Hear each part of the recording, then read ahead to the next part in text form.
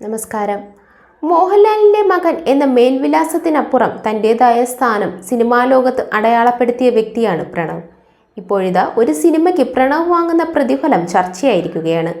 Internet movie database നൽകുന്ന വിവരമനുസരിച്ച് പ്രണവ് മോഹൻലാൽ ഒരു ചിത്രത്തിന് അഭിനയിക്കാൻ 3 കോടി രൂപ വരെ പ്രതിഫലം വാങ്ങുന്നു എന്നാണ് പുറത്തുവരുന്ന റിപ്പോർട്ട്. മുതിർന്ന താരങ്ങളായ കുഞ്ചാക്കോ ബോബൻ, ജയസൂര്യ എന്നിവരുടെ പ്രതിഫലത്തിനോടടുത്താണ് പ്രണവിൻ്റെ പ്രതിഫലം. 2018 പ്രേക്ഷകരെ ആവേശം കൊള്ളിച്ചുകൊണ്ട് ജിത്തു ജോസഫ് സംവിധാനം ചെയ്ത ആദി എന്ന സിനിമയിൽ നായകനായി പ്രണവ് വേഷമിട്ടത്. അന്ന് ചിത്രത്തിൽ പ്രണവ് അഭിനയിച്ചതിന് മാത്രമല്ല വാർത്തയായത്, സിനിമയ്ക്കായി പ്രണവ് വാങ്ങിച്ച പ്രതിഫലവും ചർച്ചയായിരുന്നു. സിനിമയെ ഒരു വരുമാന മാർഗമായി കാണാത്ത പ്രണവ് മോഹൻലാൽ പ്രതിഫലമായി വെറും 1 രൂപ മാത്രമാണ് കൈപ്പറ്റിയതെന്നായിരുന്നു പുറത്തു വന്ന റിപ്പോർട്ടുകൾ.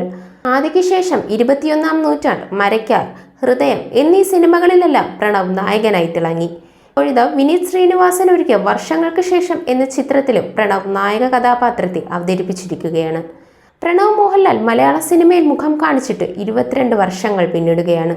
ഒരു വർഷത്തിൽ പ്രണവിൻ്റെ ഒരു സിനിമയെങ്കിലും തിയേറ്ററിൽ എത്തിയാലെത്തി എന്നതാണ് പതിവ്. ജിത്തുവിൻ്റെ പാപനാശം എന്ന സിനിമയിലും ദിലീപിൻ്റെ ലൈഫ് ഓഫ് ജോസൂട്ടിയിലും പ്രണവ് അസിസ്റ്റന്റ് ഡയറക്ടറായി പ്രവർത്തിച്ചിരുന്നു. സിനിമയിൽ അഭിനയിക്കുക എന്നത് മാത്രമാണ് പ്രണവിൻ്റെ ജോലി. അതിൻ്റെ പിന്നാലെ വരുന്ന അഭിമുഖങ്ങളിലോ പ്രമോഷനിലോ ഒന്നും പ്രണവ് വരാറില്ല.